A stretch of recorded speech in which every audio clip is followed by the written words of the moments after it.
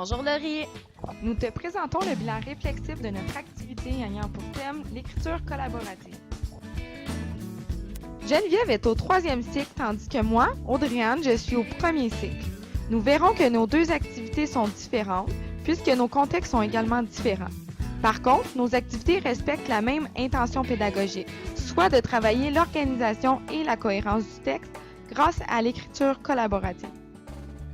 Nos critères d'observation étaient liés à l'organisation et à la cohérence du texte, ainsi que l'adaptation à la situation d'écriture.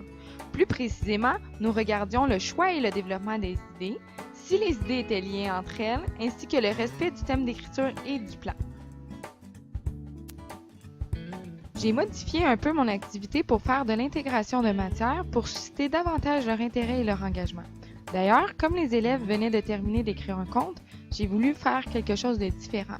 Nous avons donc travaillé l'écriture collaborative sur les gestes responsables, et ce à partir du logiciel Etherpad. Les élèves devaient chacun leur tour écrire un aspect de leur situation d'écriture sous la forme d'un problème et de ses solutions. Pour travailler la cohérence et l'organisation du texte, j'ai demandé aux élèves d'utiliser les organisateurs textuels d'abord, ensuite, puis finalement. Ils avaient un support.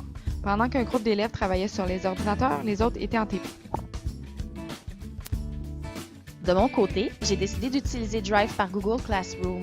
Lors de mon activité, j'ai également ciblé la cohérence et l'organisation du texte, mais j'ai plutôt travaillé le récit en 5 temps. L'écriture collaborative permet de travailler ces aspects car les phrases et les paragraphes doivent être liés entre eux. J'ai suivi le plan pour la majorité de l'activité. Je n'ai par contre pas lu d'album. Mais j'ai ajouté un Kahoot pour vérifier les connaissances des élèves. De plus, j'ai construit un vidéo Powtoon pour expliquer le récit en 5 temps. De mon côté, l'intention d'apprentissage a été atteinte. En effet, les élèves ont bien respecté le thème d'écriture, ils ont bien développé leurs idées et les idées étaient bien liées entre elles. Pour ce faire, je les ai bien guidés.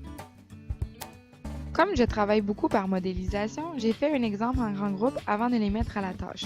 En effet, nous avons bâti ensemble un paragraphe selon la structure demandée. D'ailleurs, le plan de travail était affiché au TNI et chaque élève avait sa copie et une liste de vérification pour s'assurer qu'il avait respecté la tâche.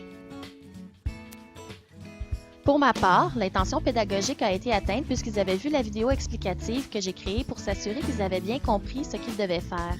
J'ai remarqué lors de mon activité d'écriture qu'ils savaient exactement ce que contient chacune des parties. De plus, nous avions travaillé le plan en grand groupe avant de commencer la rédaction. Je l'ai affiché au TNI pendant la période d'écriture, alors les élèves pouvaient s'y référer. Au départ, nous avions choisi comme critère d'observation l'adaptation à la situation d'écriture, la cohérence du texte et la maîtrise des connaissances ciblées par la progression des apprentissages, soit l'orthographe d'usage, la conjugaison, les accords, etc. Par contre, nous avons laissé de côté le dernier critère puisque nous trouvions que ça faisait beaucoup d'éléments à travailler en même temps. Pour ma part, j'ai observé que les élèves n'avaient pas besoin de soutien. Ils savaient exactement ce qu'ils devaient faire. Le plan que nous avons utilisé a été vu en 5e année, donc c'était de la révision pour eux. La seule chose qui a été ajoutée est le nombre de péripéties qui est passé de 1 à 3. Lors de mon activité, j'ai observé que les élèves avaient de la difficulté à développer leurs idées. J'ai donc eu à me réajuster. Pour ce faire, nous avons fait un remue-ménage en grand groupe et les élèves s'entraidaient et se donnaient des idées. Sinon, j'ai pu observer que les critères d'observation que nous avions ciblés ont bien été réussis. En effet, les élèves avaient un plan de travail, ce qui a bien aidé. Les plateformes que nous avons utilisées nous ont permis de vérifier que les critères d'observation ciblés au départ ont bien été développés chez les élèves. En effet, Google Classroom et Etherpad nous ont permis de donner de la rétroaction immédiate aux élèves et de voir leur stratégie, notamment celle de révision.